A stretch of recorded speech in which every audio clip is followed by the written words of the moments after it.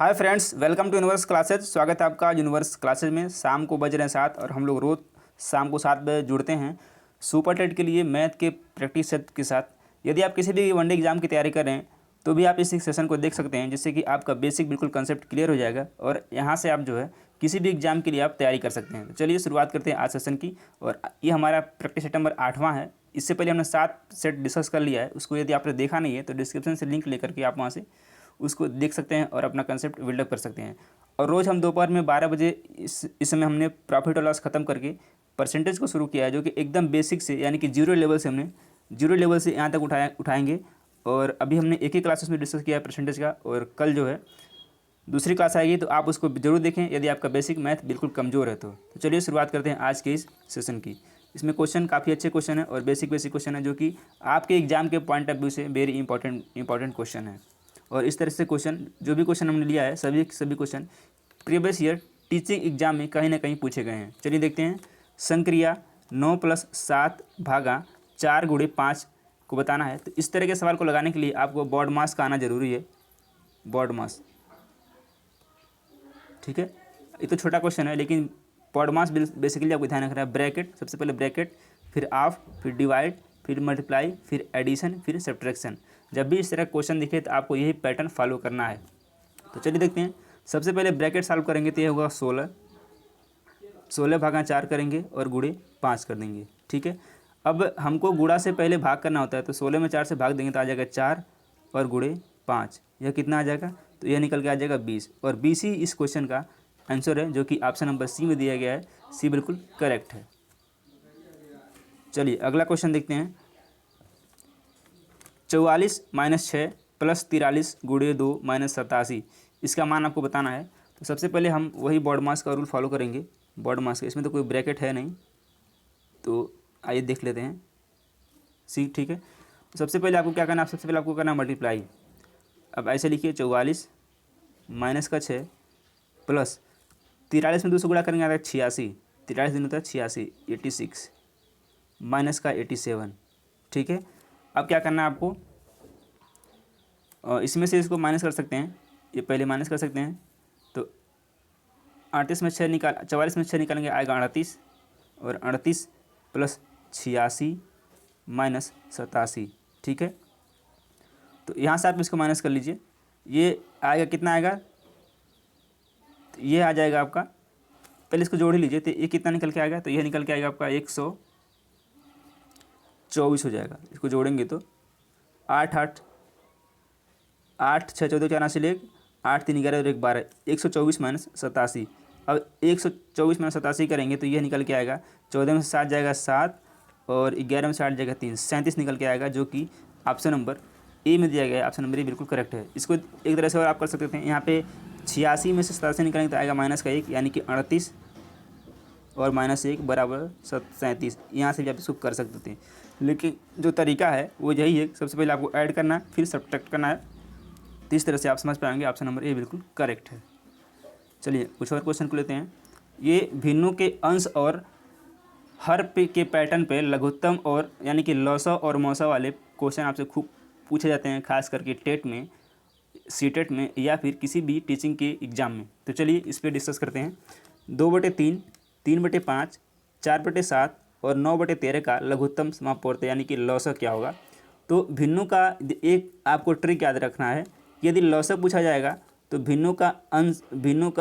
अंशों का लौसा बटे हरों का मौसा, जिसका पूछा जाए उसके अंश को ऊपर लिखेंगे। यानी कि यदि इसमें लौसा पूछा गया है और ये भिन्न का स्वरूप है, तो सबसे पहले क्या करना है आपको? अंशों का लौसा निकालना है। यानी कि 2, 3, 4 और 9 का आपको क्या निकालना है? लौसा, ठीक है, बटे हर यानी कि 3, 5, 7 और 13 का आपको क्या निकालना है? मौसा निकालना है, ठीक है।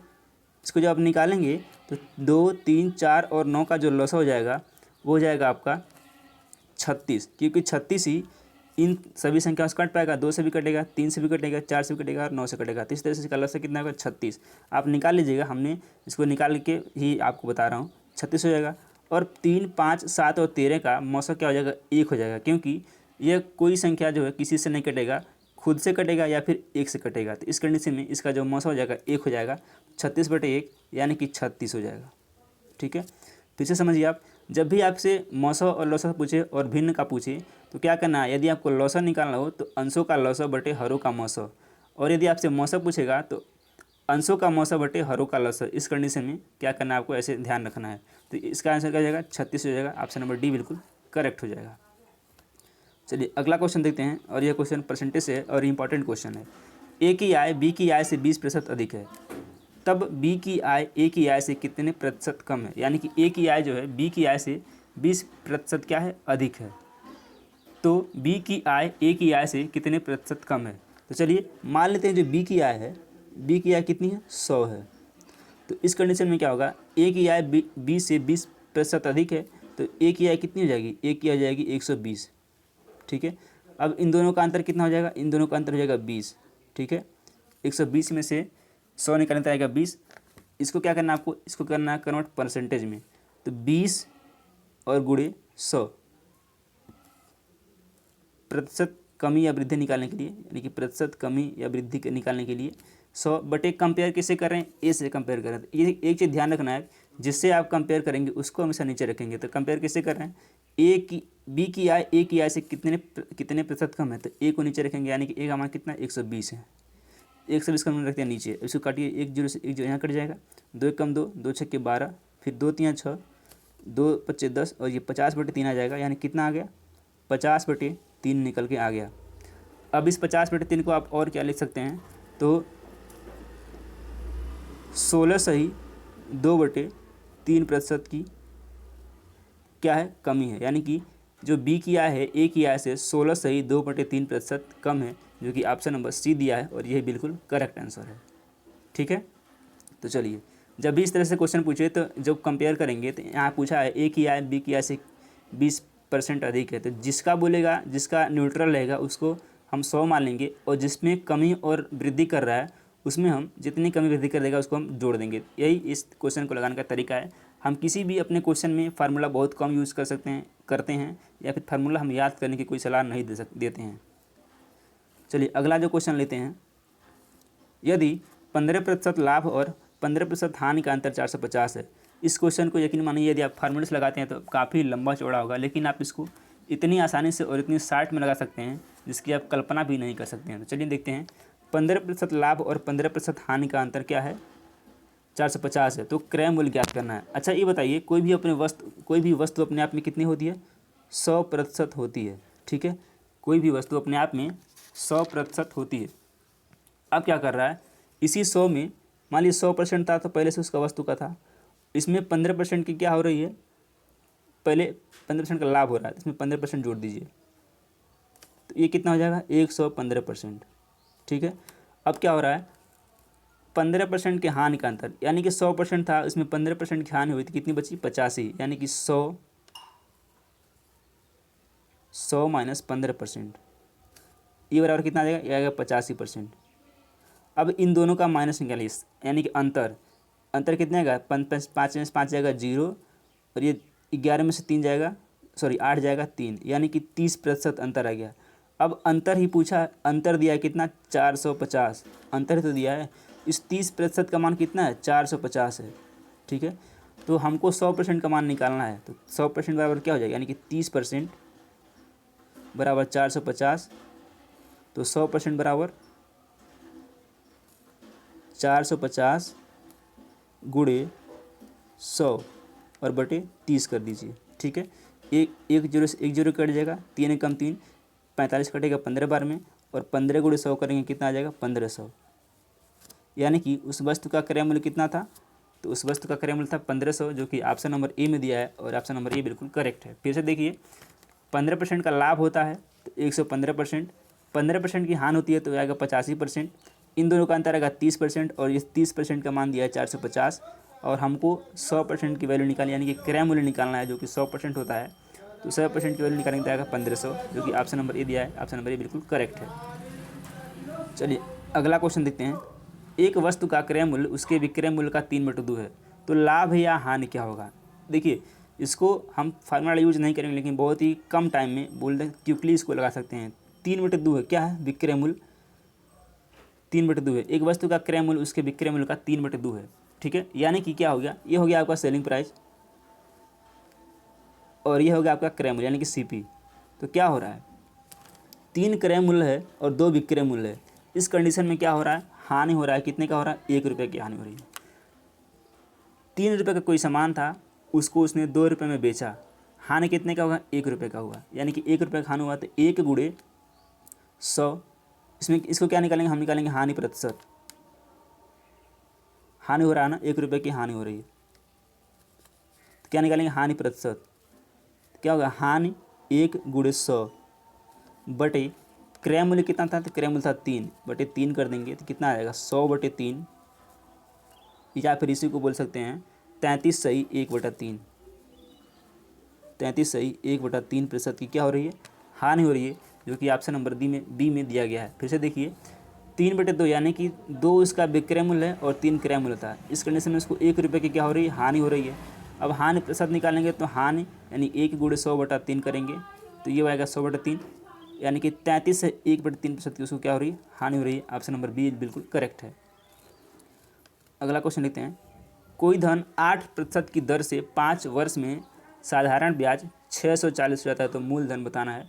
कोई धन है और वह क्या होता है, तो सिंपल SI बराबर क्या होता है, यानी कि सिंपल इंटरेस्ट बराबर क्या होता है, PRT, P/R/T, यानी कि बटी 100। मूलधन यानी प्रिंसिपल, रेट और टाइम। SI कितना दिया है, 640 दिया है। P हमको नहीं पता है, R हमको 8 दिया है और T हमको दिया है 5 बटे दिया है 100। इसको करेंगे तो कितना आएगा, इधर आ जाएगा, इसको काट भी सकते हैं, चलिए काटते नहीं हैं। सबसे पहले 640 गुणे 100 बराबर P गुणे 8 गुणे 5। अब यहाँ से काट दीजिए, 5 एकम 5 और 5 दूनी 10, 20 बार में कटे, इसको छोड़ दीजिए, इसको नहीं काटते हैं। 5 एकम 5 और 5 एकम 5, 5 दूनी 14, सॉरी 5 दूनी 10, 5 बटे 40, 128 आ जाएगा। फिर 8 एकम 8, 8 एकम 8, 8 छक्के 48, 16 में 100 से गुणा करेंगे आया कितना, 1600, यानी कि 16 गुणे 100 करेंगे निकल के आएगा 1600। और 1600 क्या है, 1600 इस वस्तु का मूलधन था, जो कि ऑप्शन नंबर बी में दिया गया। ऑप्शन नंबर बी बिल्कुल करेक्ट है। चलिए नेक्स्ट और लास्ट क्वेश्चन देखते हैं, ये भी काफ़ी इंपॉर्टेंट क्वेश्चन है। 40 व्यक्ति 30 दिनों में 200 kg चावल खाते हैं, तो कितने व्यक्ति 30 दिनों में, इस क्वेश्चन में कुछ मिस्टेक है। 40 व्यक्ति 30 दिनों में 200 किलो चावल खाते हैं, तो कितने दिनों में 30 व्यक्ति 500 किलो चावल खाएंगे। इसको लगाने के लिए क्या करेंगे, M1 D1 बटे W1 बराबर M2 D2 बटे W2 से लगा सकते हैं। M1 दिया है आपका 40, D1 दिया है 30 और W1 दिया आपका 200। तो ये रखते हैं, M1 का मान कितना है, 40 है, D1 का मान कितना है, 30 है और W1 का मान कितना है, W1 का मान है 200 kg चावल। अब बराबर M2 का मान कितना है, तो M2 का मान 30 दिया है, D2 दिया है तो D2 निकाल लेंगे, बटे W2 कितना दिया है, W2 दिया है 500। इसको काटिए, 2 0 से 2 0 कट जाएगा, ठीक है। 5 एकम 5, 5 छक्के 30, फिर 6 एकम 6, 6 पचे 30, 2 एकम 2, 2 दूनी 4 यानी कि 20 और 20 गुणे 5 यानी कि 20 गुणे 5 करेंगे कितना आएगा, 100। तो कितने व्यक्ति हो जाएंगे, 100 व्यक्ति जो है क्या करेंगे, 30 दिनों में 500 kg चावल खा जाएंगे। ऑप्शन नंबर डी बिल्कुल करेक्ट है। फिर से देखिए, M1 D1 बटे W1 बराबर M2 D2 बटे W2, इसमें हमने रखा M1 का मान 40 और D1 का मान 30 बटे W1 200। इधर रखेंगे M2 D2 बटे W2, यानी कि M2 था 30, D2 हमको नहीं पता था, निकालना था। W2 था हमारा 500, इसको हमने काटा तो आ गया हमारा 100 दिन, और 100 दिन ही बिल्कुल करेक्ट आंसर है। ऑप्शन नंबर डी बिल्कुल करेक्ट है। चलिए हम उम्मीद करते हैं इस सेशन को आपने एंजॉय किया होगा और आपको सेशन यह पसंद आया होगा। अभी रात में 9 बजे आएगा करंट अफेयर की क्लास, तो उसको देखना ना भूलें, जिससे कि आपको आपकी तैयारी को बूस्टअप मिल सके। चलिए कल मिलते, तब तक नमस्कार, जय हिंद।